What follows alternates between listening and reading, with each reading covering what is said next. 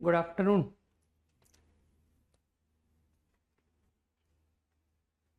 कुछ नमस्ते। Exercise 2 discuss करना है, right? Circles.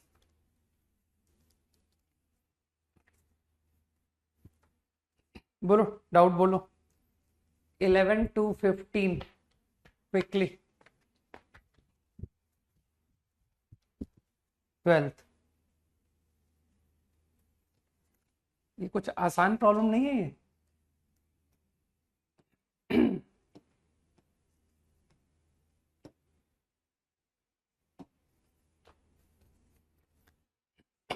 Circle tangent to X and Y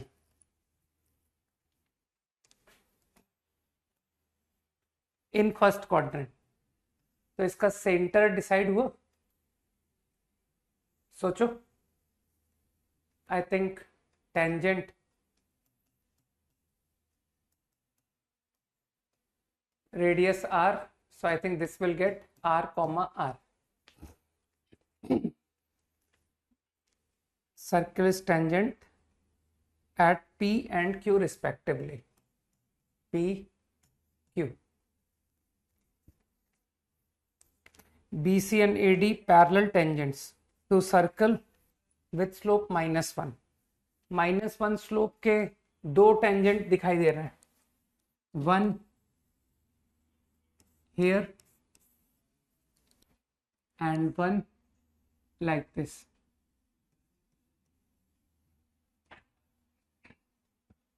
मेरे ख्याल से तुम तो जानते हो कि point from where parallel tangents are drawn, ये -1 स्लोप की लाइन है। -1 मेरे ख्याल से तुम फील कर पा रहे हो कि जो सेंटर को ज्वाइनिंग लाइन है ये 1 स्लोप की लाइन होगी, परपेंडिकुलर। तो इसका मतलब है ओरिजिन को सेंटर से ज्वाइनिंग लाइन, और यही लाइन तुम्हारा अगला कांटेक्ट से भी पास करेगा। आराम से सोचो, ऑब्जर्व हो पा रहा होगा। ये सब बातें साफ समझ में आ रही हैं, ठीक है? क्योंकि ये y equal to X line ही तो है, और तुम तो जानते हो कि सेंटर से ज्वाइन करते हैं अगर हम पॉइंट को, है ना, तो वो एंगल बाइसेक्टर होता है टेंजेंट्स का। समझते होगे बात को? अब मेरे ख्याल से क्या करना है, A and B on y axis, A and B on y axis, this is A, this is B, C and D on x axis, C D। तो ये बहुत लाइटली तुमको लग नहीं रहा कि सर ये क्वेश्चन में तो कुछ दम है ही नहीं, है ना? तुम तो इजीली बता दोगे ना कि ये परपेंडिकुलर डिस्टेंस कितना है। आई थिंक दिस इज r√2, ये डिस्टेंस हो गया पूरा r√2 प्लस r, और ये लेंथ हो गया r√2 माइनस r। तो मेरे हिसाब से मैं तो एक लाइन में प्रॉब्लम खत्म कर रहा हूं कि क्यों नहीं मैं ट्रायंगल माइनस ट्रायंगल कर दूं। थिंक ट्रायंगल माइनस ट्रायंगल, तो ट्रेपेजियम नहीं हो गया, तो हाफ, और ये 45 डिग्री है। तो कुछ लोग समझ गया कि सर ये जितनी हाइट है ना, ये जितनी हाइट है ये भी सेम होगा, तो बेस तुम्हारा 2 टाइम्स नहीं हो गया, तो 2 टाइम्स कुछ भी मान लो ना इस हाइट को h, तो 2h into h, h square. तो मेरे ख्याल से, और अभी मैंने तुमको h की वैल्यू बता दी कि ये h कितना है, r√2 माइनस r, और ये कितना है, r√2 plus r, r√2 plus r। तो खत्म हो गया यार।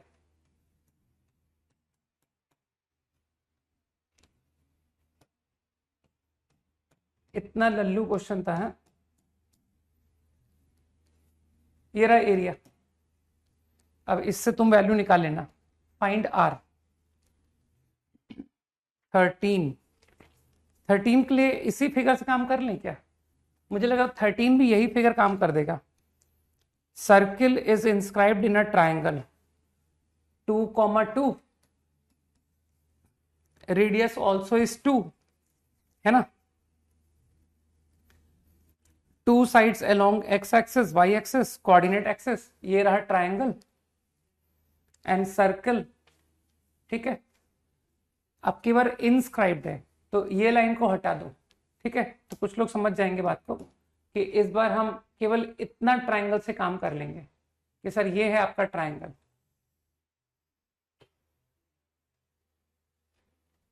ये है ट्रायंगल।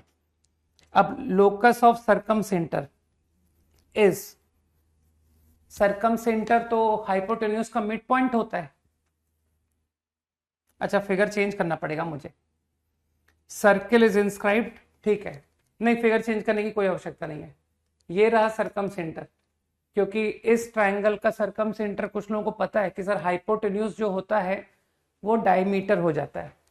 तो आई थिंक h, के आराम से इमेजिन कर लो कि h, के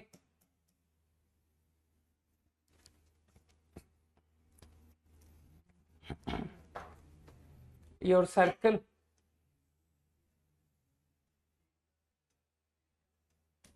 टू, 2, तो बस ये h, के, तो ये हो गया 2h, ये हो गया 2k,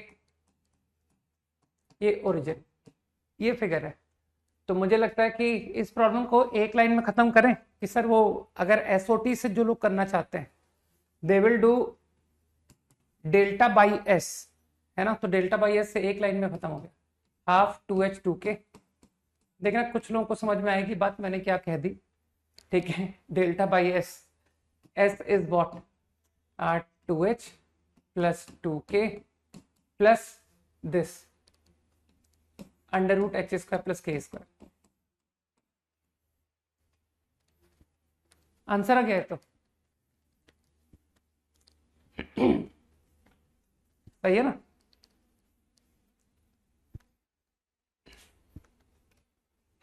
और जो लोग थोड़ा सा लेंदी सॉल्यूशन चाहते हैं कि सर थोड़ा सा डिफिकल्ट सॉल्यूशन दिया करो, इतने इतने इजी सॉल्यूशंस की कोई आवश्यकता नहीं है ना। तो दे विल से ठीक है, तो चलो थोड़े से मुश्किल मुश्किल सॉल्यूशंस की भी आदत डालें कि we are able to do multiple ways, है ना। तो आई गेस कि what they will do, they will say कि सर ये लाइन की इक्वेशन लिखवा दीजिए,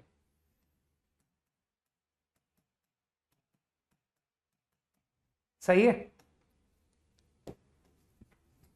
और अब इस लाइन को टेंजेंट बना दीजिए कि सर ये जो लाइन है जिसकी आपने इक्वेशन बता दी मुझे, दिस इज द इक्वेशन, आप इसे टेंजेंट टू दिस सर्कल करा दीजिए।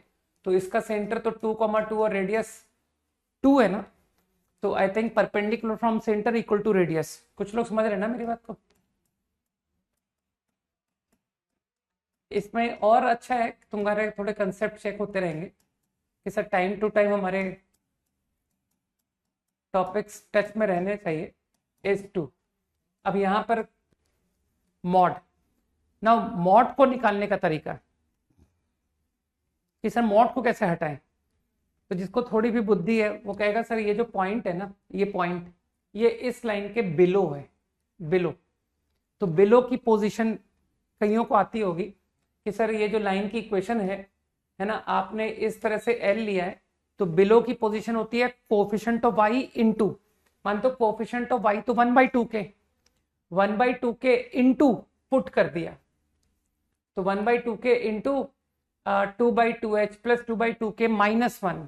तो कुछ लोग समझ गए कि sir that should be negative, ठीक। लेकिन मानते हो 1/2 के तो पॉजिटिव है अकॉर्डिंग टू डायग्राम, 1/2 के इज पॉजिटिव, तो इसका मतलब है 2/2h प्लस 2/2 के -1 इज नेगेटिव। तो ये जो क्वांटिटी है ये नेगेटिव है, तो इसका मतलब है मॉड ओपन होगा by minus sign.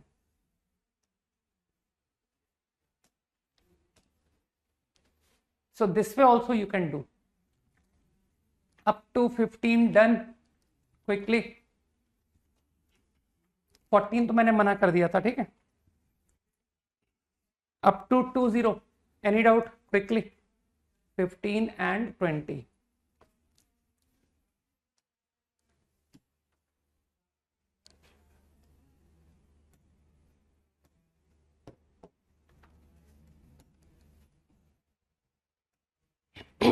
15 and 20. In first quadrant, isosceles triangle 1 1 2 ends on coordinate axis. Length तुमने पढ़ लिया ना, 1 1 and √2. Hypotenuse coordinate axis. This is √2 length. सही? तो let's say your triangle is like this. One length and one length. Easy. Right angled. Locus of centroid HK. I think मन कर रहा होगा पैरामेट्रिक फॉर्म यूज करने का कि sir इसमें कहीं वेरिएबल इंट्रोड्यूस कीजिए, तो कुछ लोग पकड़ लेंगे कि मैं वेरिएबल क्या लेने वाला हूं, थीटा. सही है. और मानते हो ये राइट आइसोसेल्स, तो दिस इज 45. ठीक. तो √2 कॉस कॉमा 0 √2 साइन. कैलकुलेशन ठीक है ना मेरी? ठीक. और अब पैरामेट्रिक फॉर्म से ये कोऑर्डिनेट भी लिख देते हैं और फिर थीटा को एलिमिनेट करते हैं. ऐसा क्वेश्चन मुझे ध्यान है पिंक बुक में हमने 2-1 क्वेश्चन किए हैं, है ना. पिंक बुक में स्ट्रेट लाइन में ऐसा प्रॉब्लम था. आई थिंक पैरामेट्रिक फॉर्म सबको लगाना आता ही होगा. This is 135 minus theta. लगाओ, ट्रिग्नोमेट्रिक स्किल्स यूज करो. √2 cos plus R cos of this angle. तो कॉस ऑफ दिस एंगल खोलते जाओ, कितना होता है? Cos 135 cos theta. Cos 135 negative होता है ना. Cos 135 cos theta cos of this angle है ना, प्लस साइन 135 साइन थीटा. देख लो मेरी कैलकुलेशन ठीक होनी चाहिए. आई थिंक मैंने अभी वाई कोऑर्डिनेट नहीं लिखा है. अभी वाई कोऑर्डिनेट के लिए थोड़ी जगह छोड़ देते हैं कि सर वाई को आप थोड़ा ब्लैंक छोड़ दो. ठीक. तो कितना आ गया? 2 - 1 कॉस प्लस साइन बाय √2. ठीक. Comma 0 plus 1 into sine of this angle. ठीक. आई थिंक चलो तुम्हारे को थोड़ा थोड़ा अच्छे ऑब्जर्वेशंस की हिंट देता हूं. तुमको लगता नहीं सर ये 90 दिख रहा है मेरे को? 90 + 90 180 दिख रहा है ना. तो ऐसा होने की वजह से मुझे साइक्लिक क्वाड्रिलेटरल की फीलिंग आई, है ना. जो लोग थोड़े से आलसी होते हैं वो इस तरह के अच्छे आइडियाज ऑब्जर्व करते हैं और फिर फट से बोलेंगे कि सर मेरे को ना वो आदत है, कॉर्ड एंगल सर्कमफेरेंस पर 45 बना रहा है, तो मेरी आदत है देखने की क्या सेम कॉर्ड, यार ये तो यहां भी 45 बना रहा है, बनाएगा ही. तो अगर ये 45 है तो ये भी 45 है. इसका मतलब ये तो y = x लाइन है. तो y = x लाइन होने की वजह से आप बच गए. आपको पैरामेट्रिक फॉर्म y पर लिखने की जरूरत नहीं पड़ी. सोचो, you can right.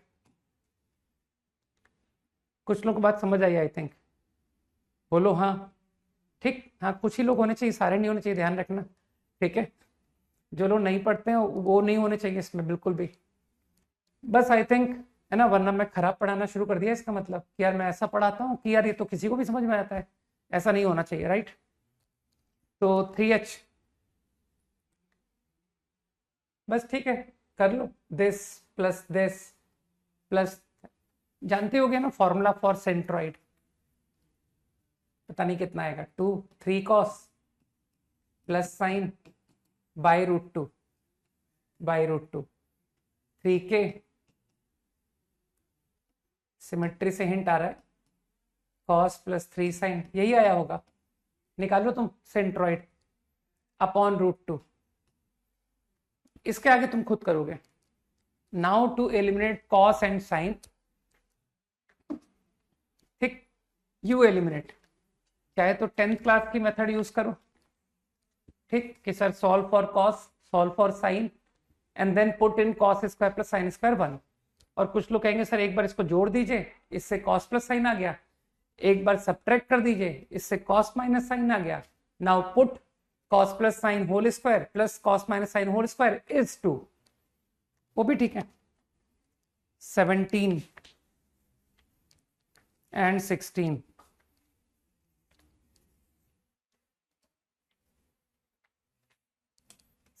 and 17.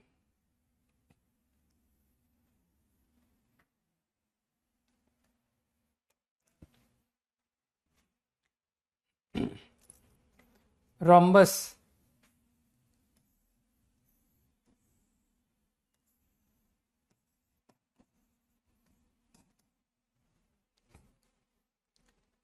Circle, diagonals, bisector, right angles तुम तो जानते हो है ना. Circle with centre A passes through C, centre A and through C, like this. ठीक. अगला circle centre B through D, centre B through D. थोड़ा अच्छा नहीं बना है.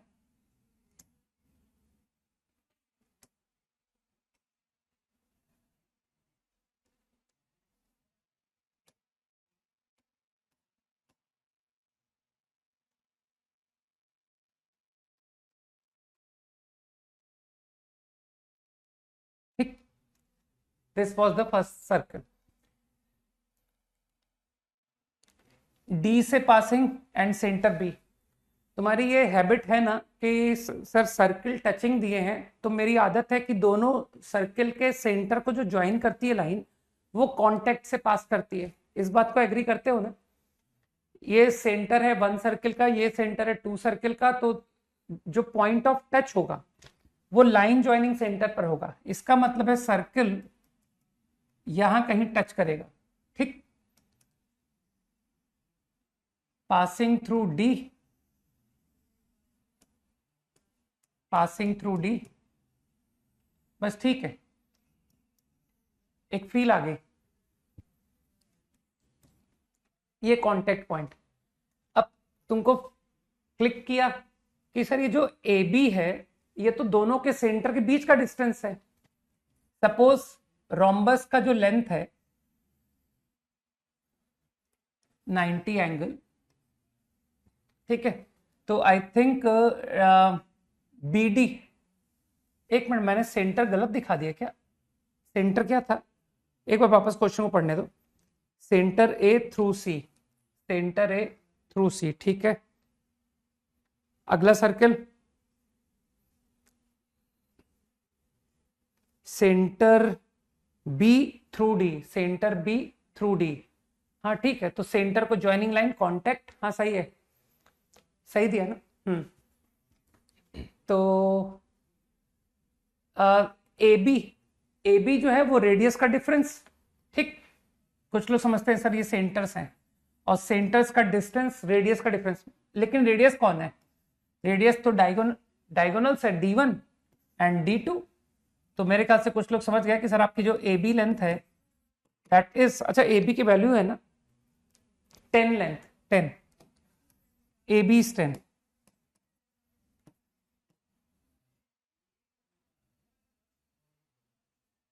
Radius minus radius, radius is D1, radius D2. कुछ लोग समझ गए. और अब वो कुछ लोग मुझे एक बात और बोल देंगे कि सर आप एक बार यहां पर भी लगाइए ना, ये भी तो 10 है. D2/2, D1/2, D1/2 square, D2/2 square is equals to 100. Problem over.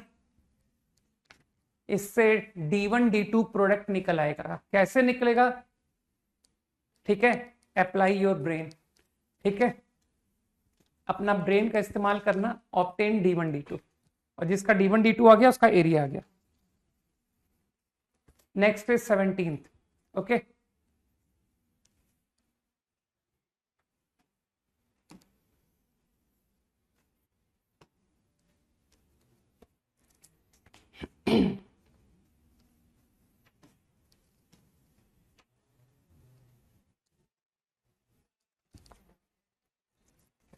आगे. Circle which touches pair of lines.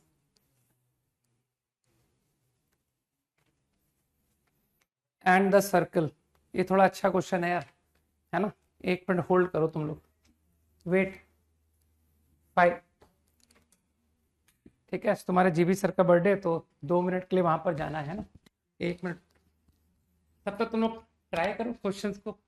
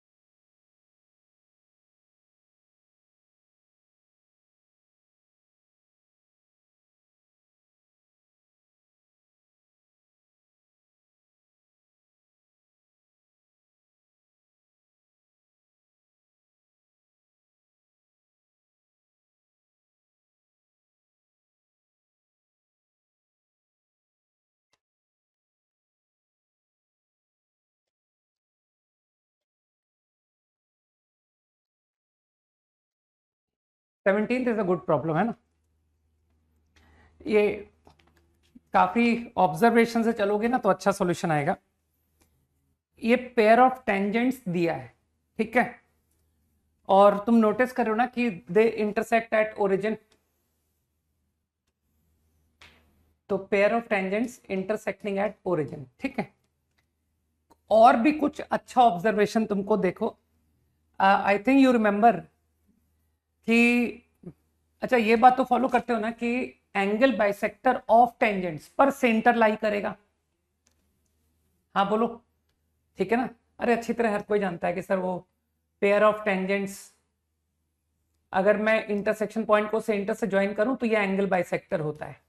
तो यहां से फीलिंग आया होगा तुमको कि let us obtain pair of tangents to these lines. Okay, तो उसके लिए मैंने एक फॉर्मूला प्रूव किया था, कुछ लोगों को आज भी याद होगा, X square minus Y square upon A minus B is X Y divide by H, है ना। तो डिवाइड बाई एच, एच कितना है यहाँ, -9, ठीक। और a माइनस बी, तुम समझ रहे हो सर वो डिनोमिनेटर में आप 0 लिख नहीं सकते, तो a minus B is what, 7 minus 7। अरे मैंने क्रॉस मल्टीप्लाई कर दिया यार, है ना। तो दिस कम्स आउट 0, तो X square minus Y square is 0 is the equation of pair of bisectors. तो मानते हो bisectors will be y equal to X, y equal to minus X. तो one angle bisector is y equal to X line and other is y equal to minus X line, ठीक। अब ये जो circle तुमको given है, इसको तुमने notice किया, ये डायमेट्रिक फॉर्म दिखाई दे रहा है, x into X minus 8, Y into Y minus 8, है ना। तो 8,8 एंड 0,0, है ना। तो given circle is like this.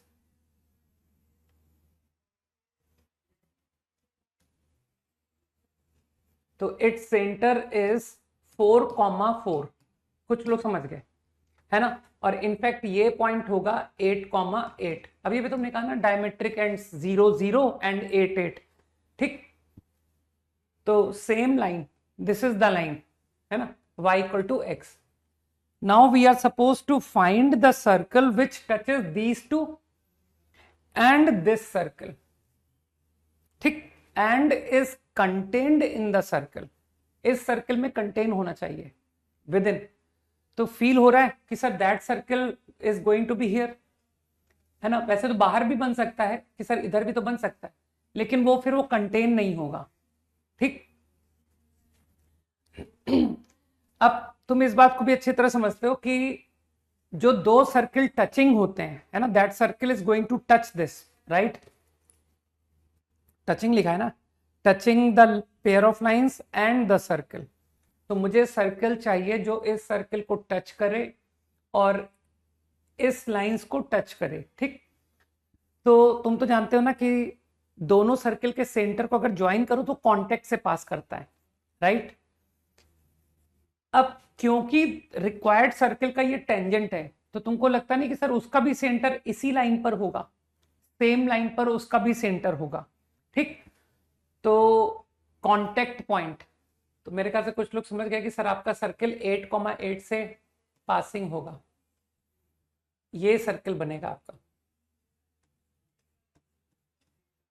Think, मुझे पॉइंट ऑफ कांटेक्ट ही मिल गया, क्योंकि अभी भी मैंने कहा तो था सेंटर को ज्वाइनिंग लाइन कांटेक्ट से पास करती है और दोनों सर्कल के सेंटर इसी लाइन पर हैं, which is y equal to X line, ठीक है। कुछ दिमाग में गया तो on same line both their centres lie, तो ये ट्रू होना पड़ेगा, ठीक। अब इस प्रॉब्लम में मैं पहली बार सर्किल की इक्वेशन मान के क्वेश्चन करने जा रहा हूं कि चलो सर्किल को एज्यूम कर लेते हैं जीएफसी सर्किल, ठीक। लेकिन जो अक्लमंद लोग हैं वो कहेंगे सर जीएफसी मत मानिए, जी मानिए। सोचो, अरे यार वो y इक्वल टू एक्स का इस्तेमाल करो ना, centre lies on y equal to X, तो your centre will be minus G, so this is going to be the equation of circle, ठीक। अब यूज कर लो आइडिया कि 8,8 लाइज ऑन द सर्कल, तो one relation I got bye substituting 8,8, put कर लो 128 16 16, this is one relation, ठीक है। अब एक काम करते हैं, पेयर ऑफ टेंजेंट का भी यूज करते हैं। To this circle pair of tangent की equation is known from origin. तो ओरिजिन से पेयर ऑफ टेंजेंट लिखने जा रहा हूं मैं। तो फॉर्मूला टी स्क्वायर बराबर एस एस वन। तो टी स्क्वायर क्या होगा, x into zero, Y into zero, G into X plus zero. आराम से सोचना इस बात को। I think this is going to be T S S one origin का pair of tangent into C. अब थोड़ा मैनेज करो भाई से। एक्स स्क्वायर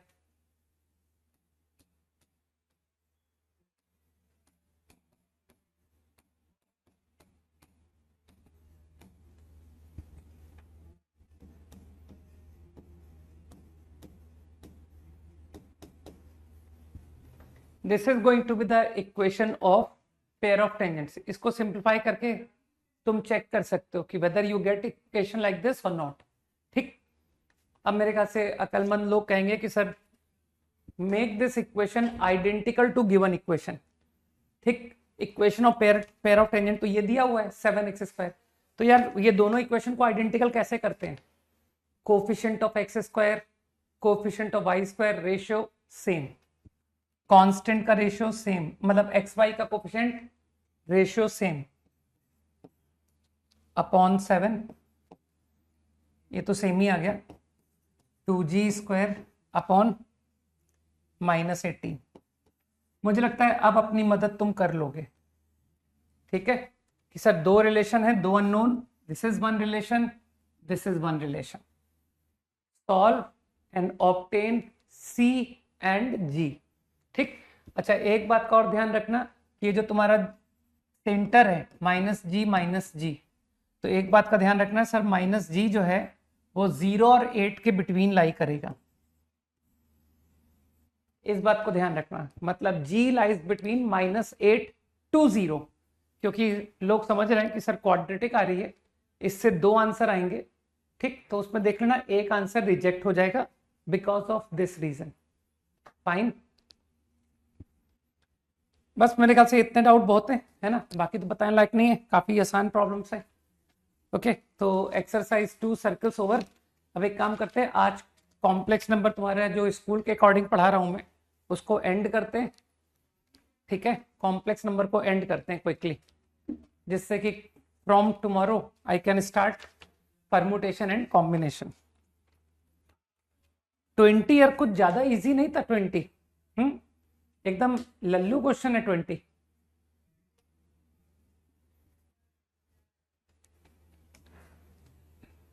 आज सिर्फ एक्सरसाइज 2 डिस्कस करते हैं बिकॉज काफी टाइम हो गया ऑलरेडी, है ना। और आज मुझे कॉम्प्लेक्स नंबर एंड करना है। कल वेडनेसडे है, अच्छा दिन है, कल से पीएनसी शुरू।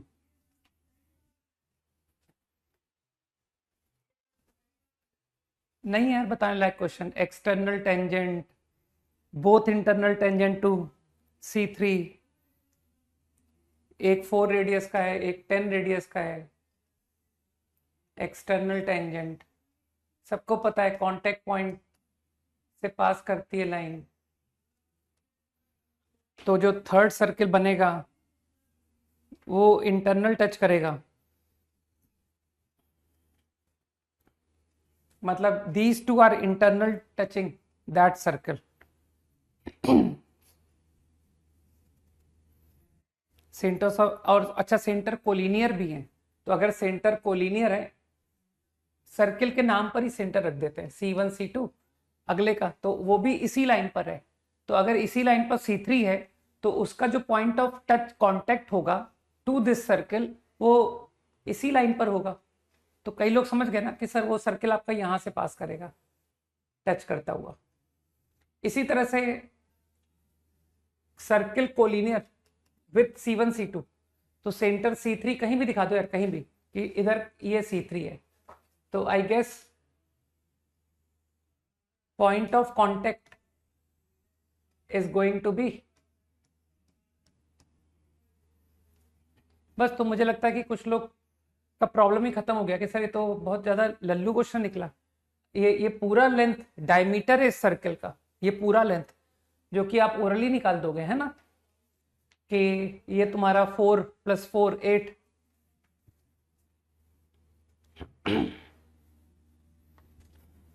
बढ़िया बात है भौमिक। तो 4 and 10, 8 + 20, है ना, 8 + 20, 28 इज द डायमीटर। तो मानते हो रेडियस 14 हो गया। और अब तुमसे पूछा क्या उसने, ठीक है, ये सब हो गया। Given the length of chord, which chord it is talking about, a chord of C3 is also common internal tangent to C1 C2। C1 C2 की common internal tangent, common tangent वो भी internal, याद है sir, ये होगी common internal tangent, ये रहा। तो तुम लोग तो अच्छी तरह जानते हो ना कि सर कॉमन इंटरनल टेंजेंट मतलब जो भी टेंजेंट हो, ये कॉर्ड है ना, तो सेंटर से तुमको परपेंडिकुलर डालने की तो आदत पड़ी हुई है कि सर सेंटर से परपेंडिकुलर ड्रॉप किया, तो ये कॉर्ड बाइसेक्ट हो गई। अब इसका एक ओरल सॉल्यूशन बता दूं, you are interested in length ना, तो why don't you use the idea of P A P B बराबर पी सी पी डी। तो एज यू नो कि this is the mid point, ये इस कॉर्ड का मिड पॉइंट है। तो अगर ये x मान लू मैं, x, तुम्हारा आंसर 2x होगा, कॉर्ड का आंसर 2x, तो don't you think sir x into x, सोचो मैं क्या कर रहा हूं, इज 8, 8 इंटू 20, प्रॉब्लम खत्म। आई कॉल दिस x, तो x इंटू x, कुछ समझ में आया मैंने क्या किया, मैंने पावर ऑफ पॉइंट यूज कर दिया ऑफ दिस, इस पॉइंट का power, P A P B बराबर पी सी पी डी, है ना, फॉर दिस सर्कल। कुछ लोग समझ गए ना, P A P B into P A P B बराबर P C P D, so x into x बराबर this length into this length, ये तो डायमीटर्स हैं। प्रॉब्लम ओवर, हाँ बोलो क्या आंसर हो गया, and your length is 2x, chord length is 2x।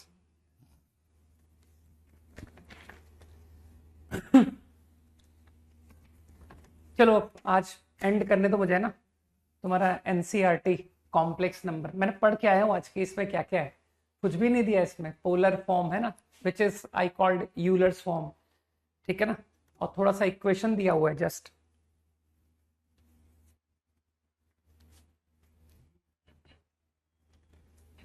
Okay, last class में मैं कुछ लोकस की बात कर रहा था, राइट, चलो बताओ।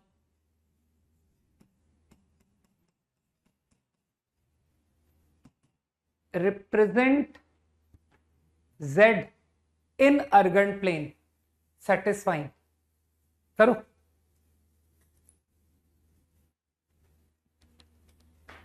Represent z in Argand plane,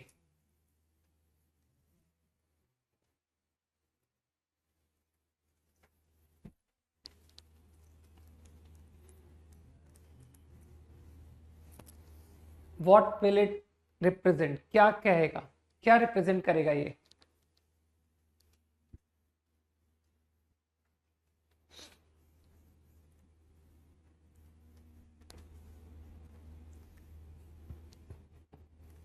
answer line नहीं है, आंसर विल बी, क्या होगा आंसर बताओ, आंसर लाइन नहीं है, रे, गुड, ठीक है। तो क्रिश बोल रहा है कि आंसर इज अ रे।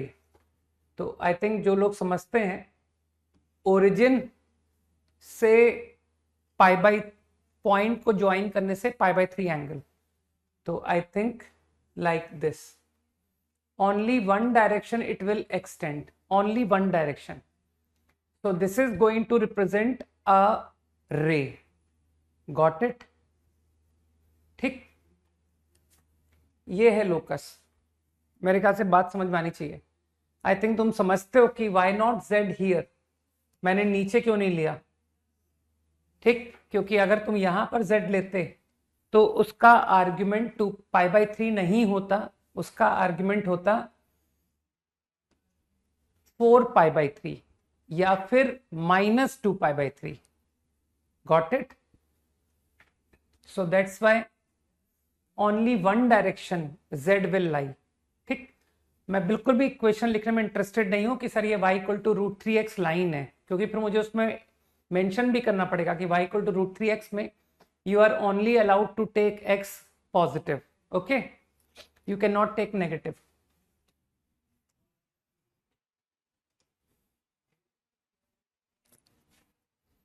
चलो एक छोटा सा इजी सवाल बताना है ना,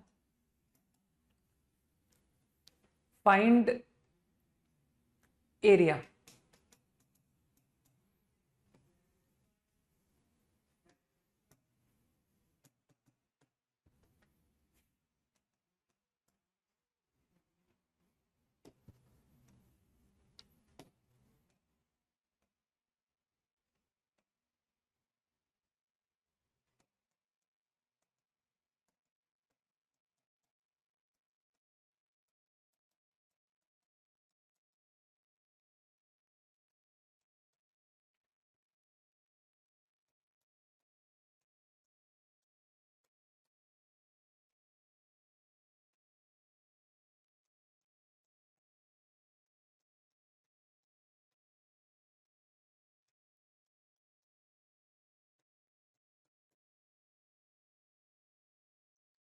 find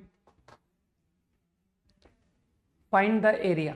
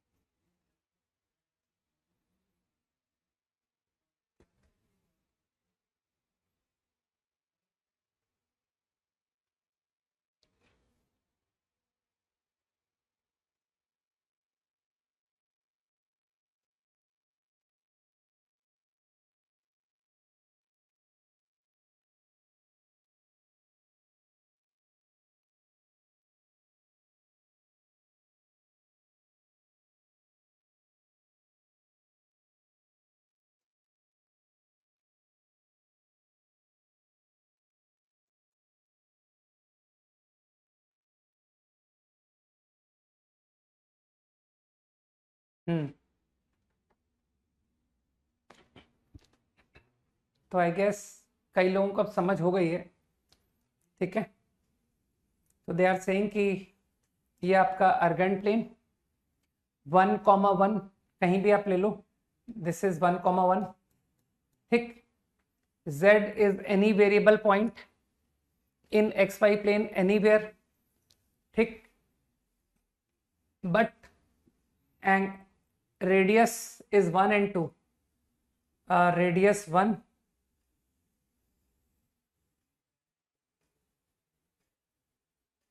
and radius 2,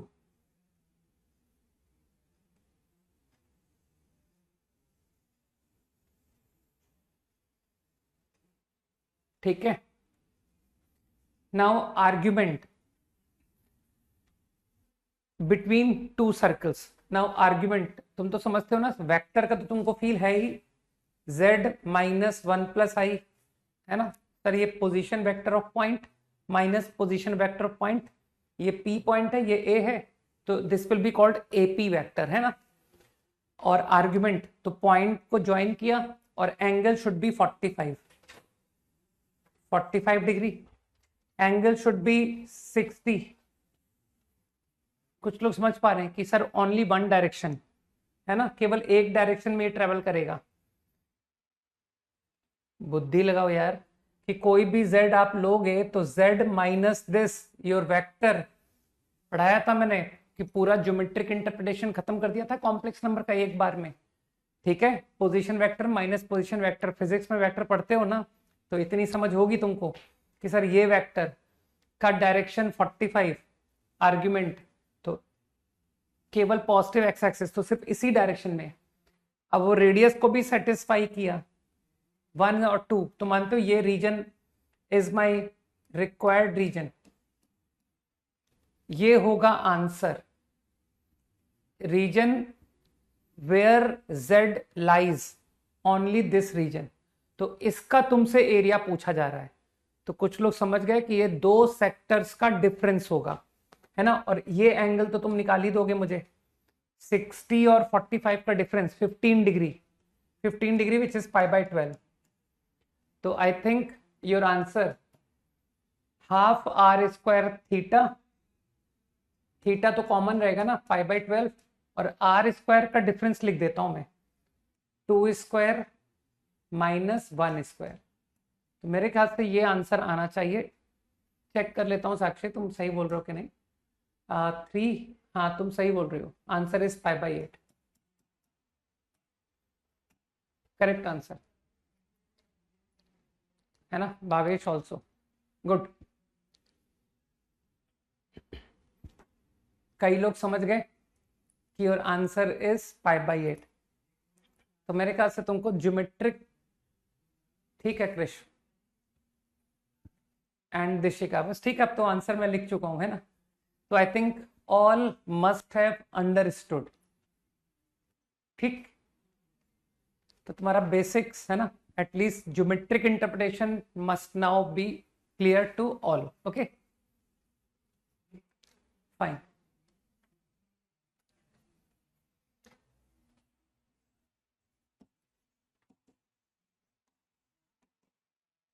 conjugate of complex.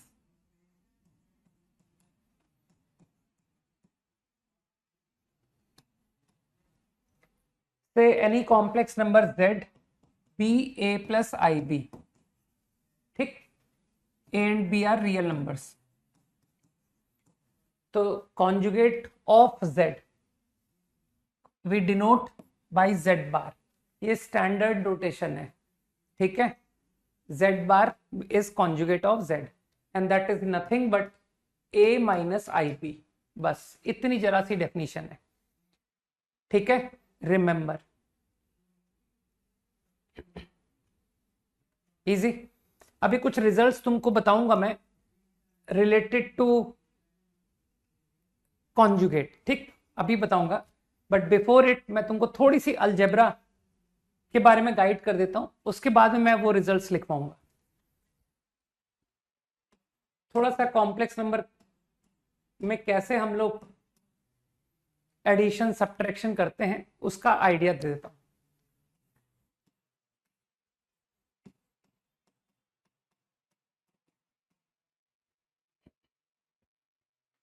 Suppose I want to add 2 complex numbers.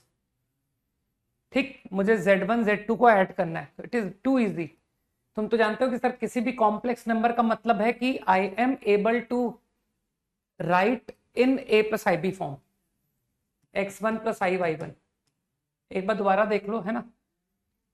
अब जब भी मैं a plus i b form लिखा करूँ ना, तो तुम समझ जाना कि ये जो x1 है ये रियल है, ये जो y1 है ये रियल है. This is Z1, this is Z2. ठीक, तो बिल्कुल कॉमन सेंस से तुम कह दोगे कि सर ये तो सिंपल अलजेब्रा से आंसर हो गया. You can write x1 plus x2 plus i y1 plus y2. मानते हो ये answer a plus i b form में एक्सप्रेस हो गया. ठीक, तो इस बात को हमको हैबिट बनानी है कि हमको आंसर जो फाइनल छोड़ना है वो in a plus i b form आए. ठीक, तो you can leave your answer like this. ये देखो ना, ये real number, this also is the real number. अब तो तुम सब्ट्रैक्शन समझ गए कि सर सब्ट्रैक्शन हम कर लेंगे, आप मत बताओ, है ना. इसी तरह से मल्टीप्लीकेशन, इसी तरह से डिवीजन, वन कैन कैरी. तो मल्टीप्लीकेशन ऑल्सो इज इजी. तुम तो आई स्क्वायर समझते हो ना, I square minus 1. Simply distributive property से ब्रैकेट को खोलो, x1 x2 I square y1 y2. I square is -1, I y1 x2 I y2 x1. बस problem over. This is your product of complex number. This is how we equate product, है ना. हम product किस तरह से obtain करते हैं. Now division.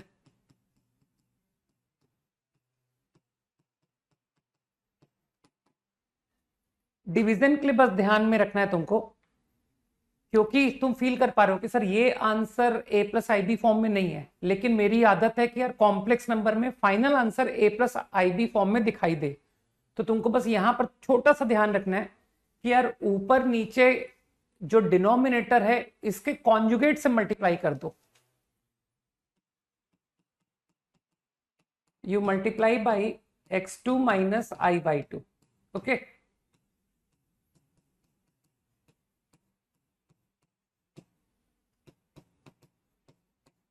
अब देख सकते हो कि क्या आ रहा है, करो calculation. x1 x2 I square minus I square y1 y2 become plus y1 y2। यार समझना पड़ेगा ये क्या हुआ, ठीक। Plus I times y1 x2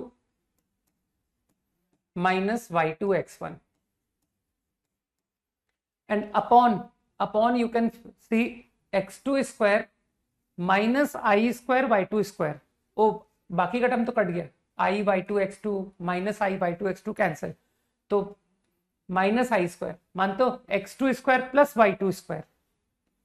तो क्या तुमको लगता नहीं कि सर आंसर हम इस तरह से छोड़ सकते हैं? ये देखो answer a plus i b form में आ गया या नहीं। This is a real number, this also i into this also is a real number. I think you agree है ना कि I am able to express the answer in a plus i b form. ठीक, तो इतनी simple सी algebra है कि कैसे हम multiplication, division, addition, subtraction carry करते हैं। ठीक है, इजी।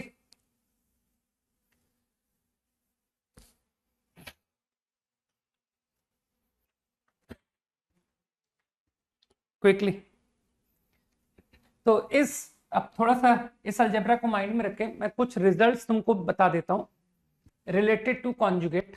ठीक है, इंपॉर्टेंट रिजल्ट्स है, यहां पर ही नोट डाउन कर लेते हैं। Real part of any complex number is z plus z bar by 2। Imaginary part of any complex number, तुम तो जानते हो ना यार, a को हम लोग, मैंने लास्ट क्लास में बताया था, ये रियल पार्ट कहलाता है ऑफ z और b कहलाता है इमेजिनरी पार्ट ऑफ z। ये लास्ट क्लास में पढ़ाया था, है ना। अपॉन 2i करके देख लो, if you add them you get 2a, if you subtract them z minus z bar, ये 2ib आ गया। तो मेरे ख्याल से ये रिजल्ट सही लिखे हुए हैं। And one more important result, multiply करो z इंटू जेड बार, तो देखो क्या आ रहा है, A square plus B square. मानते हो under root A square plus B square mod Z होता है, तो what is A square plus B square, mod Z square. तो ये जो रिजल्ट्स हैं I will use as results, इसको प्रॉब्लम्स में डायरेक्ट अप्लाई करूंगा, ध्यान रखना, याद होने चाहिए।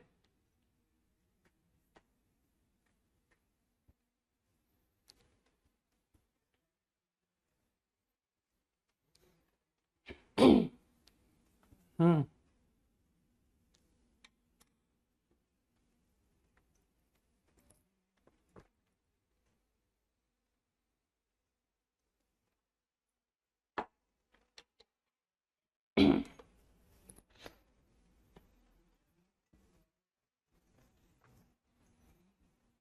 Done,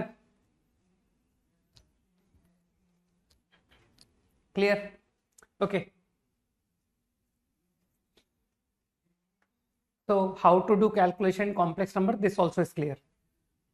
Now one more important idea we should know is equality of complex numbers.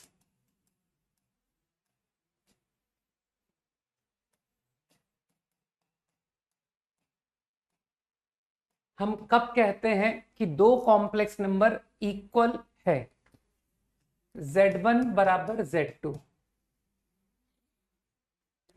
ठीक है,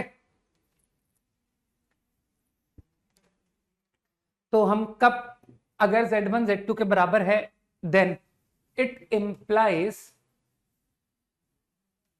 real part of z1 must be equal to imaginary, sorry, real part of Z2। ठीक, अगर ऐसा है तो ये होना पड़ेगा, and imaginary part also must be equal. Complex numbers equal कब होगा? जब रियल पार्ट इक्वल हो, जब इमेजिनरी पार्ट इक्वल हो। Very easy. तो ये प्रॉब्लम सॉल्विंग में तुमको यूज होते हुए दिखेगा तुमको, है ना। बाकी समटाइम्स तुम लोग देखोगे, तुमने लास्ट क्लास में यूलर्स फॉर्म पढ़ी है ना, कि सर मॉड जेड ई की पावर आई थीटा, आपने ये भी हमें सिखाया है। तो कई बार जब थोड़ा अच्छे प्रॉब्लम्स करोगे कॉम्प्लेक्स नंबर के, अभी नहीं, तुम्हारे स्कूल लेवल के प्रॉब्लम्स में तो इतना डिफिकल्ट है नहीं कुछ, ठीक, वो तो इतने सही हो जाएगा। लेकिन कॉम्प्लेक्स नंबर को मैंने कहा ना, हम लोग दो तरीके से करते हैं, एक रियल पार्ट इमेजिनरी पार्ट मालूम हो, और एक मॉडुलस मालूम हो, थीटा मालूम हो। मानते हो कि नहीं कि sir mod Z is known, theta is known, तब भी तो कॉम्प्लेक्स नंबर नोन हो जाता है। ये मैं लास्ट क्लास में पढ़ा चुका हूं, है ना। मॉड जेड ई की power I theta which is Euler form या फिर पोलर फॉर्म, पोलर फॉर्म भी कहते हैं। तो ऐसा संभव है कि मैं तुमको किसी प्रॉब्लम में रियल पार्ट इक्वेट करके क्वेश्चन करा दूं, और हो सकता है किसी पार्ट में मैं कहूं कि दोनों का मॉडुलस और दोनों का आर्ग्यूमेंट इक्वेट करके प्रॉब्लम कर लेते हैं। सोचो, है ना। There are two good methods to represent complex number, right. You give modulus and argument, you give real part and imaginary part. तो दोनों तरीके से मुझे कॉम्प्लेक्स नंबर इक्वल चेक करना आता है। Either you go like this और you go like this, ठीक। So this is most important idea, right. क्योंकि तुमको इक्वेशंस मिलेगी करने को, तो तुमको इक्वालिटी डील करनी पड़ेगी कि सर LH और RH को कैसे बराबर करूं, तब वहां तुम्हारी ये मदद करेगा। Okay, remember.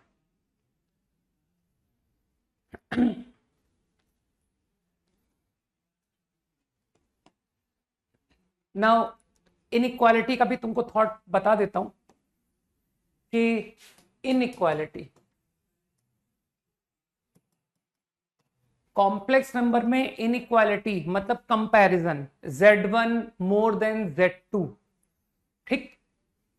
कंपैरिजन लिखो, अच्छा नोट में लिखो, लिखो लिखो, तुम लिखो इसमें, comparison between two complex number is possible only if, लिखो, comparison between two complex numbers is possible only if both are purely real,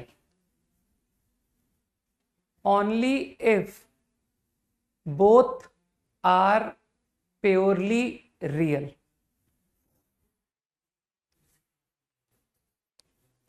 ठीक है,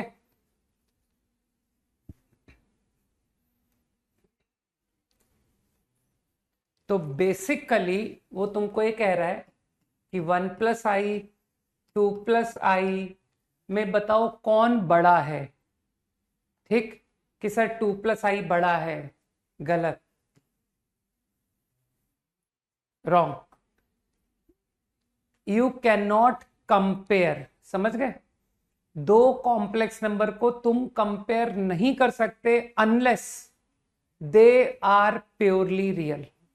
सिर्फ और सिर्फ प्योरली रियल कॉम्प्लेक्स नंबर को कंपेयर किया जा सकता है, ठीक। तो माइंड में बिठा लो कि we can not compare greater than, है ना, लेस देन, ये सारे आइडियाज इमेजिनरी नंबर्स में अलाउड नहीं है। Got it.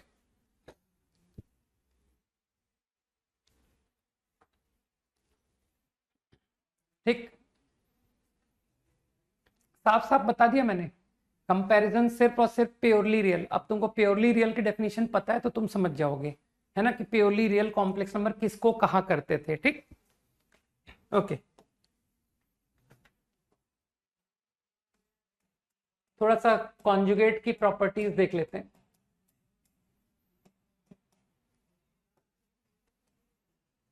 ठीक है, z बार बहुत सिंपल प्रॉपर्टीज है। If I want to take conjugate of z1 plus z2, so it is simply z1 conjugate plus z2 conjugate. ठीक, same is true for difference also. Conjugate of this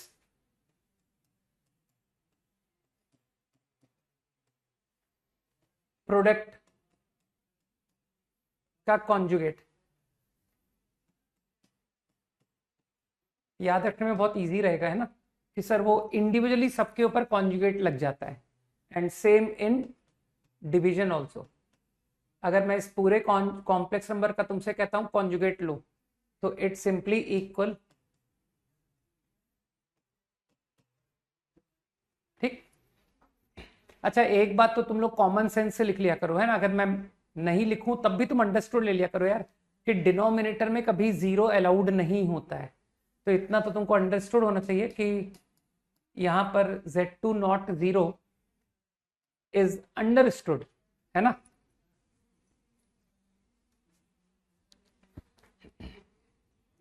किसी को भी prove करना चाहो तुम prove कर सकते हो, है ना। चलो सबसे डिवीजन को ही उठाते हैं कि sir let's prove for division, है ना। तो दो कॉम्प्लेक्स नंबर को इक्वल तुम कब मानते हो?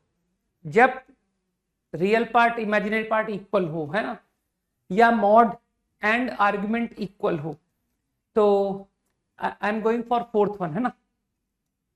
तो कुछ समझदार लोग समझ रहे मैं क्या करने वाला हूं। I am going to assume z1 some x1 plus i/1 some x2 plus i/2।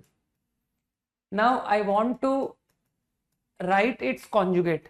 तो तुमको लगता नहीं सर इसका कॉन्जुगेट लेने से पहले इसे a प्लस आई भी तो ले आओ, क्योंकि जब ये a प्लस आई भी आ जाएगा तभी तो मैं कॉन्जुगेट आपको बता पाऊंगा, है ना। तो ये पीछे से कॉपी कर लो ना, पीछे पिछले पन्ने में भी अभी अभी हमने कैलकुलेशन की थी, है ना, z1 अपन z2। तो तुम समझदार हो कि ऐसी सिचुएशन में क्या कैलकुलेशन करना होता है। यही करो यार, स्टेप्स मत खराब करो।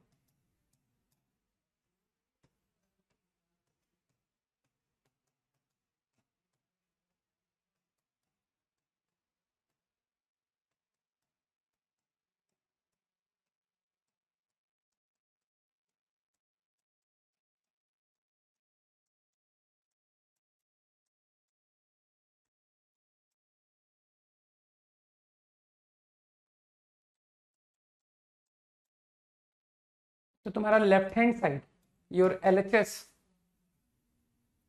Conjugate of this a plus I भी लिखा हुआ है ना, तो conjugate will be what, a minus I B.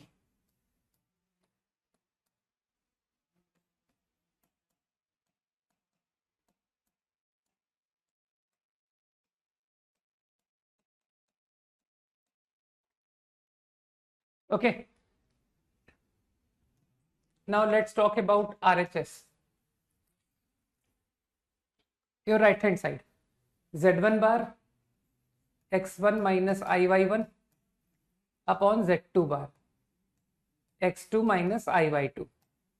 ठीक, अब जिसको अकल है वो समझ पा रहा है कि सर इसे भी a plus i b form में लिखिए। तो इसे a plus i b form में लिखने का आइडिया है ना तुमको। Let's multiply by conjugate. So I multiplied by conjugate of denominator. बस अब देख लो न्यूमरेटर क्या आ रहा है। Again plus y1 y2 plus i y2 x1 minus y1 x2 upon same x2 square plus y2 square.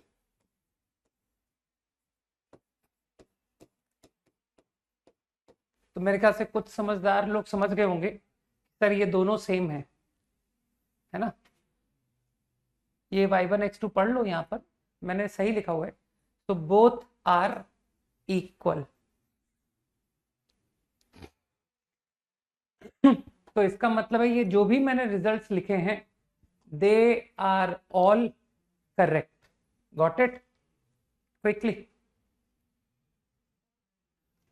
तो याद रखने में बहुत सिंपल है नहीं कि सर कॉन्जुगेट की प्रॉपर्टी तो बहुत सिंपल है कि आप किसी भी कॉम्प्लेक्स नंबर का कॉन्जुगेट लेते हो तो वो इंडिविजुअली सब पर कॉन्जुगेट हो जाता है ना।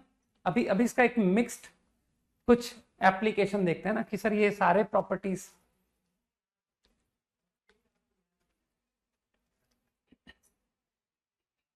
तुमको लगता नहीं ये प्रॉपर्टीज मैं कितने भी कॉम्प्लेक्स नंबर पर लगा सकता हूं, है ना। इफ आई आस्क यू 1+2+3 का कॉन्जुगेट लेना है, इसका कॉन्जुगेट लेना है, तो क्या तुम कॉमन सेंस से कह पाओगे कि सर ये गारंटी ये रिजल्ट होगा,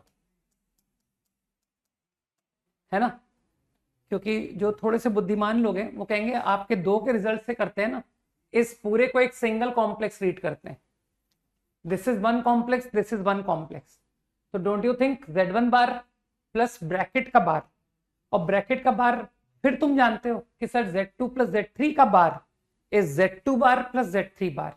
तो मेरे ख्याल से तुम ये बात फील कर पा रहे हो कि ये जो भी रिजल्ट आपने डिराइव किया है फॉर 2 कैन एक्सटेंड फॉर कितने भी कॉम्प्लेक्स नंबर्स। समझ गए? तब तो तुम फील कर गए ना कि सर प्रोडक्ट के लिए भी यही सेम बात, डिवीजन के लिए भी यही सेम बात, है ना। 1 2 3 का कॉन्जुगेट इज डेफिनेटली 1 बार 2 बार 3 बार, है ना। क्योंकि जो थोड़े समझदार लोग हैं वो समझ पा रहे मैं क्या प्रूफ दूंगा कि इस पूरे को कहूंगा एक सिंगल कॉम्प्लेक्स नंबर, और प्रॉपर्टी लगा के कह दूंगा Z1 bar into Z2 Z3 का कॉन्जुगेट, और Z2 Z3 का कॉन्जुगेट अभी भी डिराइव हुआ है, तो दो नंबर का कॉन्जुगेट तो Z2 conjugate into Z3 conjugate.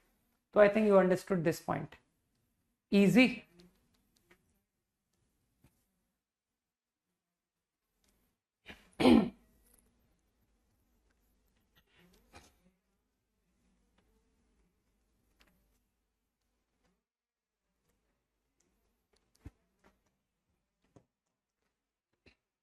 समझना, एक बढ़िया प्रॉब्लम करते हैं, मतलब प्रॉब्लम नहीं कर रहा हूं, जस्ट एप्लीकेशन देख रहा हूं।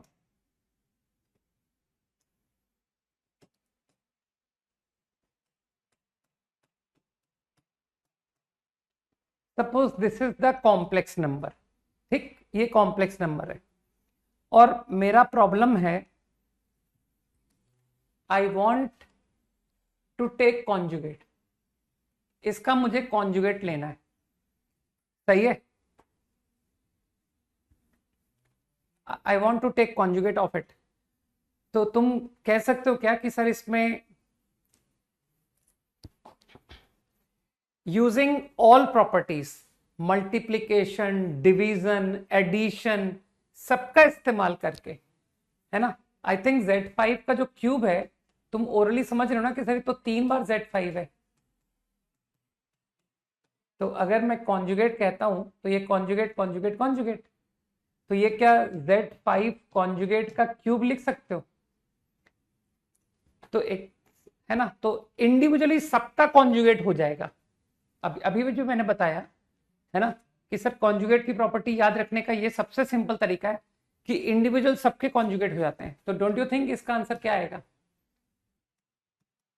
Z1 Z2 स्क्वायर का कॉन्जुगेट को अगर मैं ये लिखूं तो किसी को तकलीफ नहीं होनी चाहिए कि सर आप ये लिख सकते हो Z, सोचो सोचो, Z2 स्क्वायर का कॉन्जुगेट, अरे समथिंग लाइक दिस यार, ठीक।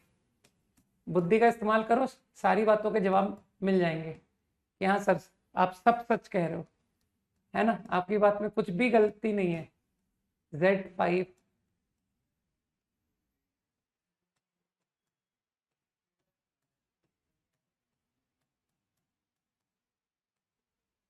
चलो भाई, मुझको कॉन्जुगेट की प्रॉपर्टी अप्लाई करनी आ गई, ठीक, क्विकली।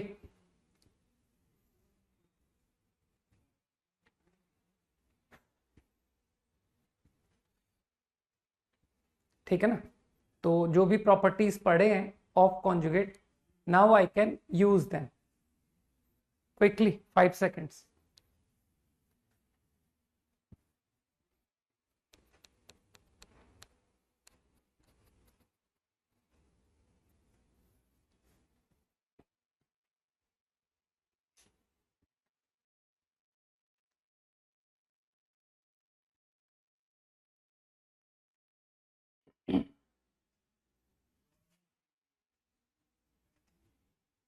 डन।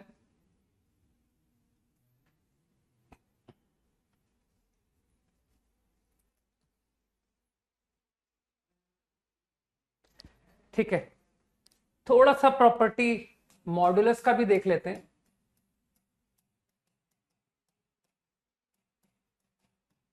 मॉडुलस, ठीक।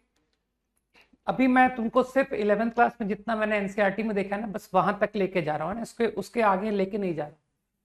तो केवल इतना ही देख लेते हैं। Mod z1 z2 is equals to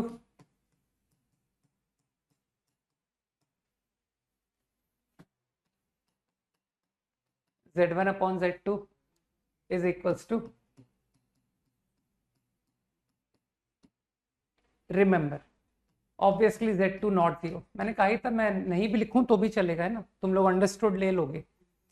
I will not talk about triangular inequality right now, अभी नहीं, बस इसके बियॉन्ड अब मैं नहीं जाऊंगा। ठीक, तुम्हारा एनसीईआरटी में इतना ही है 11th क्लास। ओके,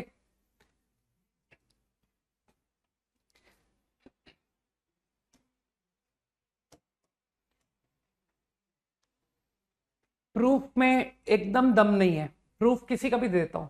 चलो, division z1 upon z2 mod, ये प्रूफ देना है। तो मैंने क्या किया, मैंने कहा कि चलो स्क्वायर करते हैं। ठीक, मानते हो अभी अभी हमने एक फॉर्मूला सीखा है, mod z square is z into Z bar. याद करो कि हाँ सर अभी तो पढ़ाया आपने, कॉन्जुगेट की प्रॉपर्टीज में लिखा हुआ है। मतलब कॉन्जुगेट की डेफिनेशन में आपने ये 3 पॉइंट्स लिखवाए हैं। कॉम्प्लेक्स नंबर का मॉड का square is complex number into its conjugate. सही है। Using the property of conjugate, your second bracket can write z1 bar z2 बार। अब तो तुम समझ गए कि सर ये तो खत्म हो गया। z1 bar is z2 bar is, I got the answer. अब इसमें कोई ये मत कहना कि सर इसके 2 पॉसिबल आंसर आ रहे हैं, plus minus. Mod is equal two plus minus of mod upon mod. तुम जानते हो कि मॉड की वैल्यू नॉन नेगेटिव होती है ना, ग्रेटर इक्वल टू 0।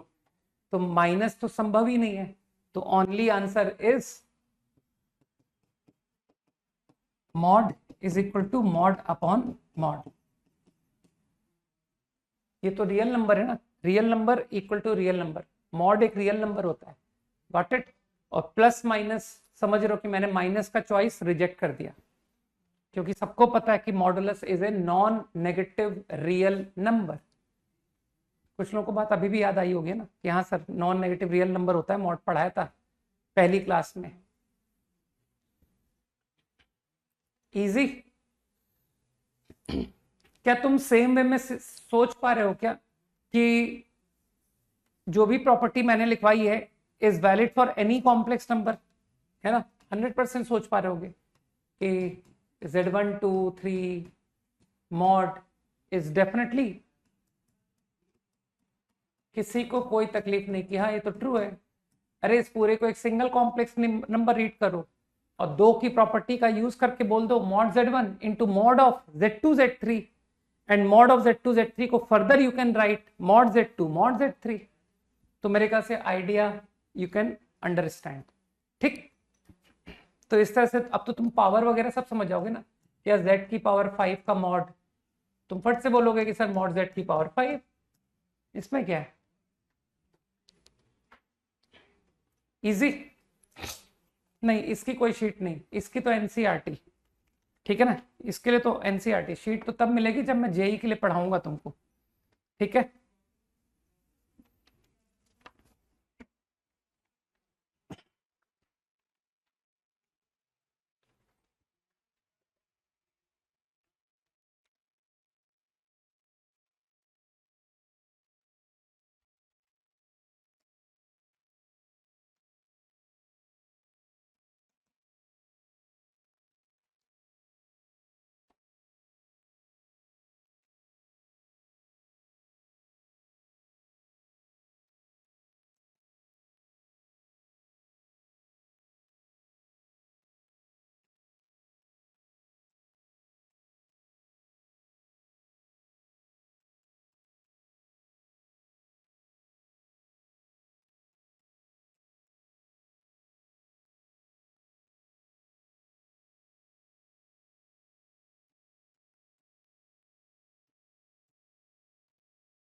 करो,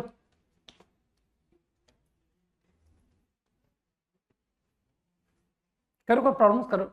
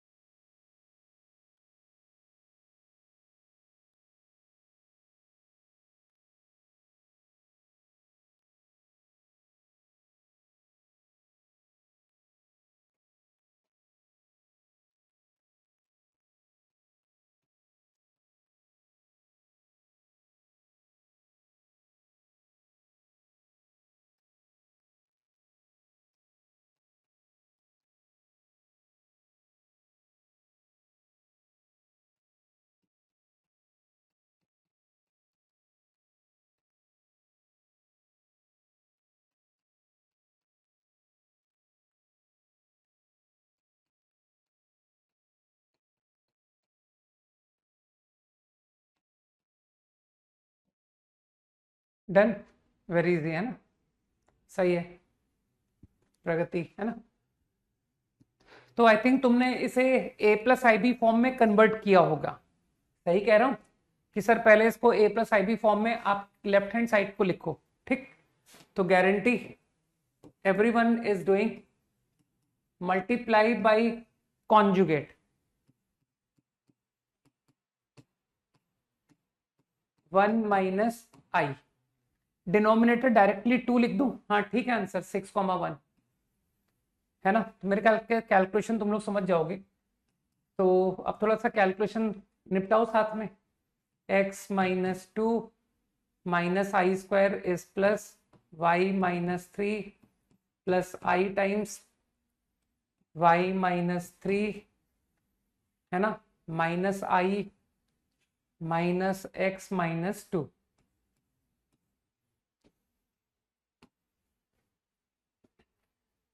equate real part, equate imaginary part. तो real part is what, x plus Y minus 5 upon 2 is equals to 1 and simultaneously equate imaginary part, y minus x minus 1 by 2 is minus 3। अब 10th class का question है, मैं नहीं करूंगा, है ना। तो 10th क्लास तुम लोग को आती है, आंसर इज 6,1। जिसको ना आती है वो 10th की एनसीईआरटी सॉल्व करें ना, 2 इक्वेशन 2 अननोन कैसे सॉल्व करते हैं, ये तुम्हारा काम है। मेरा फाइनल आंसर इज 6 and 1। अगला कैसे भी करो यार, मैंने तो both side z1 equal to z2 के आइडिया से प्रॉब्लम कर दिया।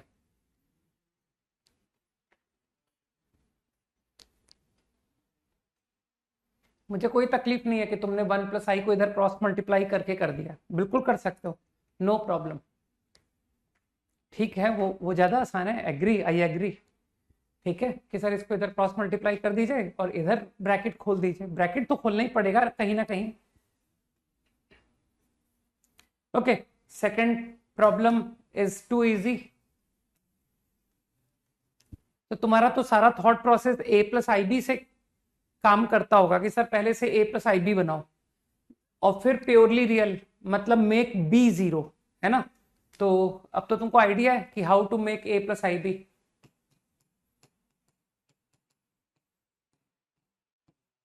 कॉन्जुगेट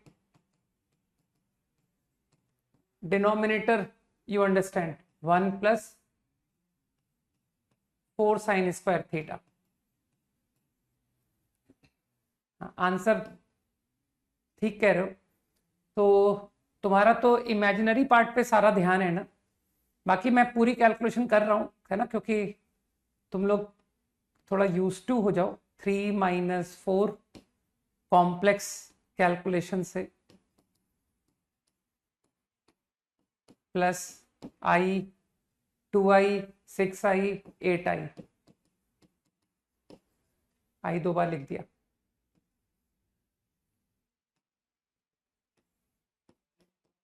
तो answer is n π।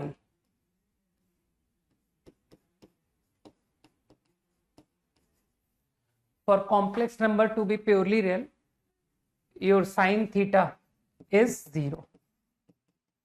Theta is n π. N integer. Extremely easy. ठीक।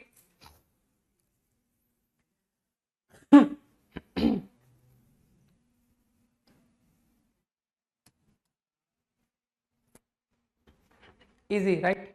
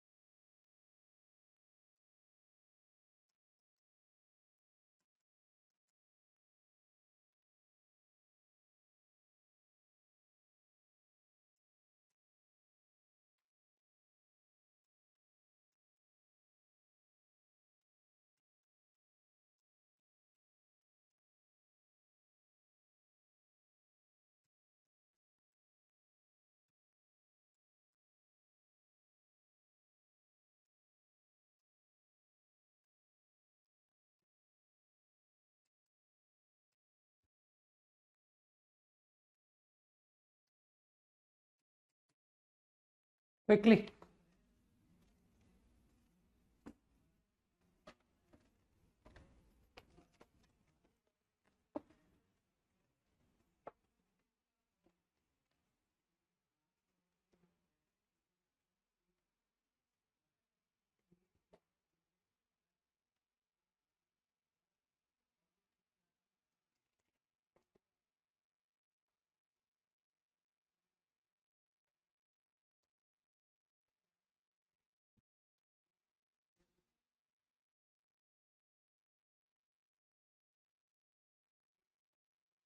Copied.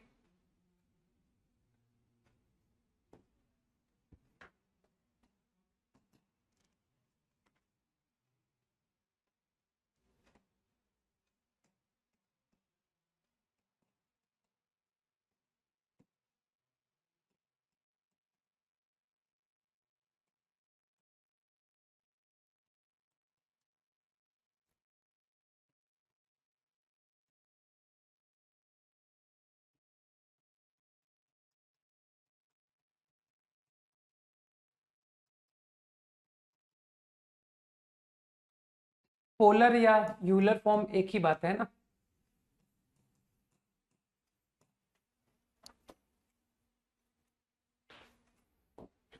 नहीं, ऑल रियल नहीं बोला है, एटलीस्ट 1 रियल।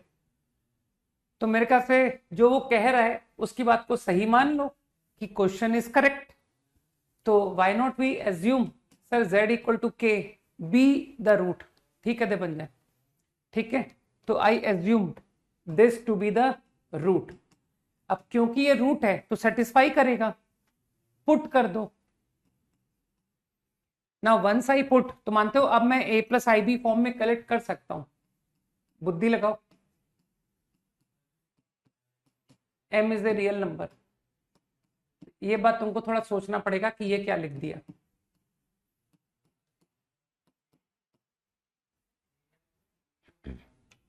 मेरे ख्याल से बात समझ में आनी चाहिए कि z को k रखने पर आई गेट लाइक दिस। अब जो लोग समझदार हैं दे नो कि sir equate real part, equate imaginary part. तो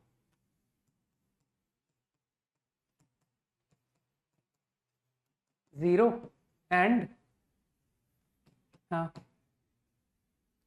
ठीक है क्रिश, बस तो दो possibility, if I go for k is 1 and put here, तो देखो m कितना आ गया। अगर k 1 है तो 1 3 माइनस 3, m इज 1। और अगर मैं k को -1 रखता हूं तो what do I get, -1 plus 3 plus 3 5। So 2 possible answers. ठीक है दिशिका, 1 एंड 5। आर्यन, मेरे ख्याल से बहुत इजी था, सबको बात समझ में आई कि जो उसने प्रॉब्लम में कहा था मैंने उसकी बात को सही मान लिया। 5 सेकेंड्स क्विकली।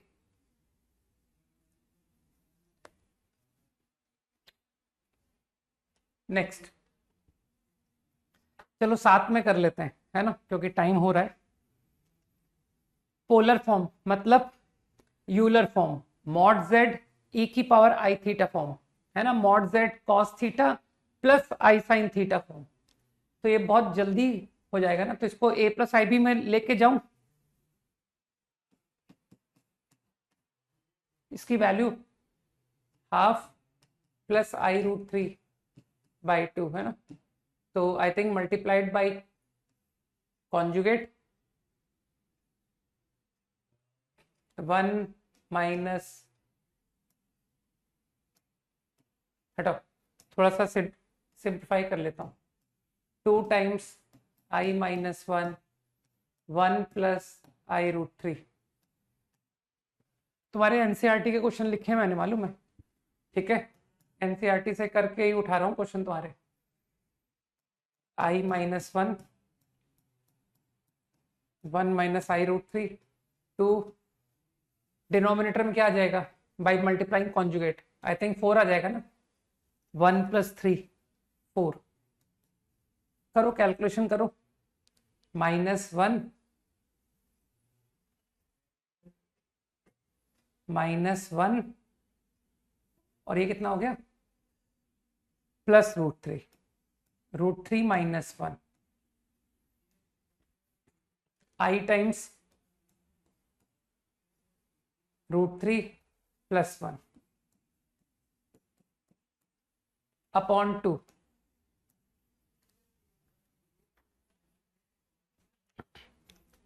अपॉन 2। ठीक है, नहीं भाई, कॉन्जुगेट से मल्टीप्लाई करने पर हमेशा मॉड z स्क्वायर आता है। ठीक, थोड़ी बुद्धि रखो, a square plus B square always. अब जिसकी ट्रिग्नोमेट्री थोड़ी सी अच्छी है वो पहचान जाएगा कि सर इस नंबर को मैंने ट्रिग्नोमेट्री में कहीं देखा है, √3 कॉस एंड साइन, है ना, देखो बता भी दिया आंसर कि सर इसे आप क्यों नहीं √3 - 1 अपॉन 2 √2 रीड कर लो, √3 प्लस 1 अपॉन 2 √2, सही है ना, क्योंकि ये एंगल्स मैं जानता हूं। तो आई थिंक अपॉन 2, तो यार √2 बाहर एडजस्ट हो गया, सिंपल मैनिपुलेशन। तो I think your problem is done. Cos plus i sine 75 degree हुआ ना, ये 15 डिग्री नहीं हुआ, हाँ 75, √3 प्लस 1 अपॉन 2 √2, 15 नहीं है ये। बुद्धि लगाओ, रियल पार्ट को कॉस पढ़ा जाता है, इतनी जल्दी कैसे भूल गए यार, मॉड जेड ई की power I theta cos plus i sign. ठीक है, अभी भी मेरे ख्याल से कई लोगों को ये बात याद होनी चाहिए। सही, तो your final answer in polar form, Euler form, polar form एक ही बात है। Your answer is √2 cos 75 5 pi by 12 i sine 75। वो तुमसे ये चाहता था आंसर। इजी, ई की पावर में लिख लो या ऐसे ही छोड़ दो, ये भी यूलर फॉर्म ही कहलाता है। ठीक है क्रिश, √2 इंटू ई की पावर आई 5 पाई बाई 12। बस अब मुझे लगता है तुम्हारे स्कूल से रिलेटेड क्वेश्चंस हो जाएंगे, है ना। इजी। देखो कोई एक मिसलिनियस प्रॉब्लम, बहुत ही लल्लू टाइप के क्वेश्चंस हैं सब। ठीक है,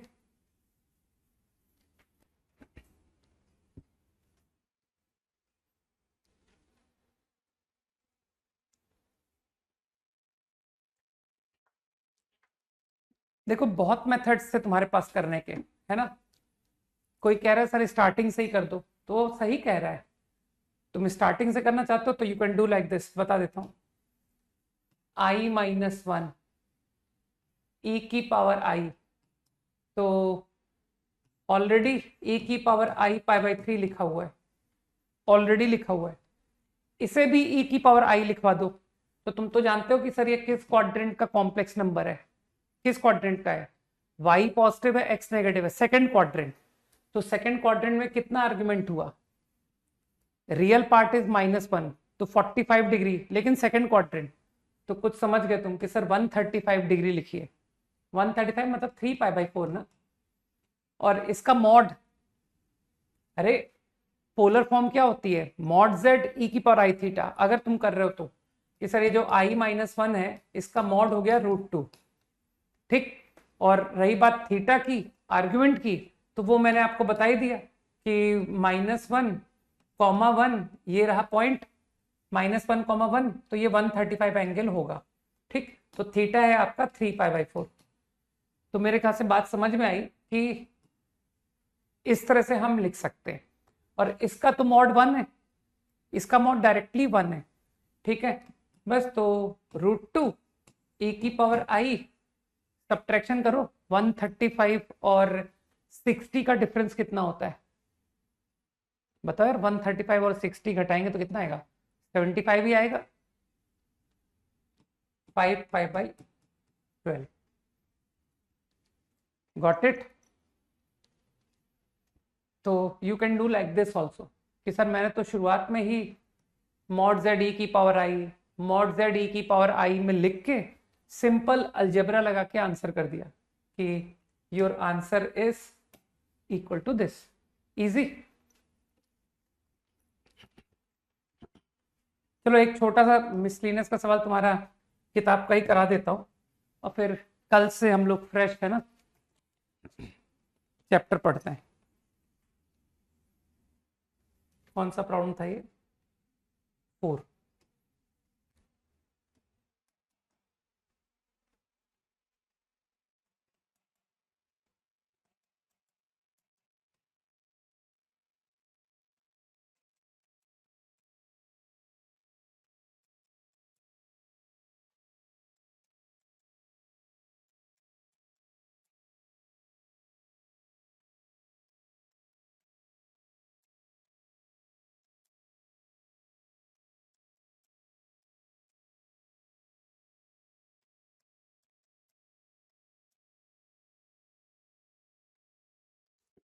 सही है।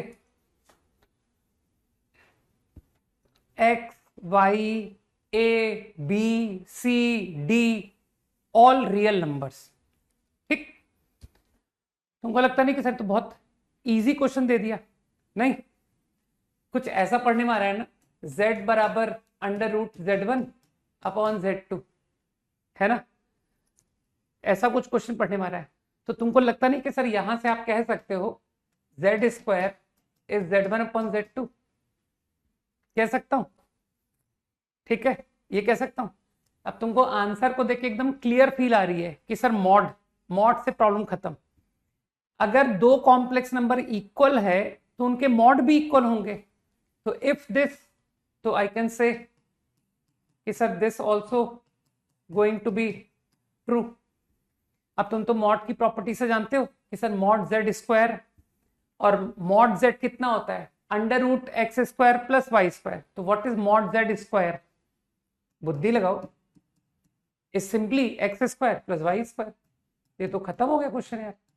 And mod, mod z1 upon mod z2, अभी भी प्रॉपर्टी पढ़ाई थी मैंने, under root A square B square under root C square D square square again, get the answer.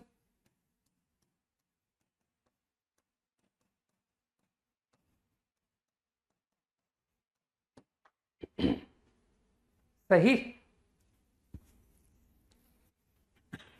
Easy.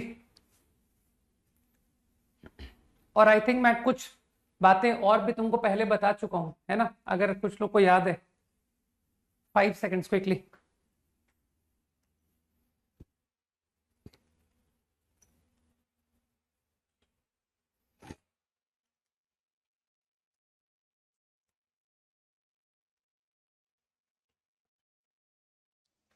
कुछ एक नोट्स मैंने बताए थे, है ना, कि क्या नोट बताए थे, under root of a b where a b are real, a and b अगर दोनों रियल है तो you can write root a root b. हमेशा नहीं, हमेशा नहीं, if at least one of a B is non negative. ये तुम्हारी कॉपी में नोट लिखा होगा।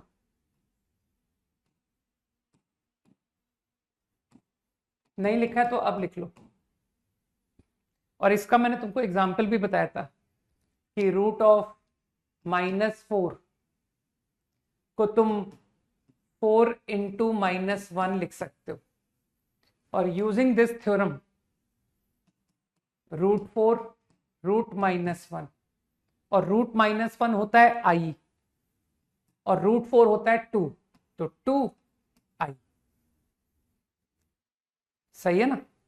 और फिर लोगों को मैंने एक मिसकंसेप्शन भी बताया था ना कि देखो, जो लोग इस रूल को फॉलो नहीं करते हैं उनको एक रॉन्ग एग्जाम्पल भी दिखाया था कि 1 इज √1 इज -1 का square, √-1 √-1 i into I square -1।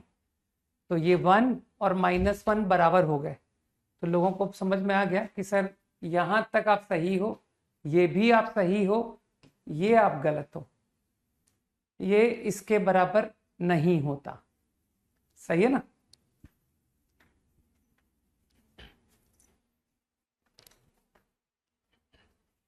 बात क्लियर। तो रिमेंबर दिस फंडामेंटल रूल, जो कि सिर्फ और सिर्फ रियल नंबर्स पर वैलिड है, root a into root b, only a and b both real. ठीक, ओके। होमवर्क, होमवर्क तो सर्कल्स का है ना। तो एक्सरसाइज 3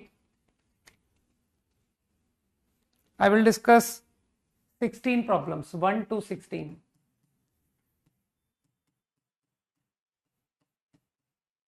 ठीक, चलो भाई, बाय, जय हिंद।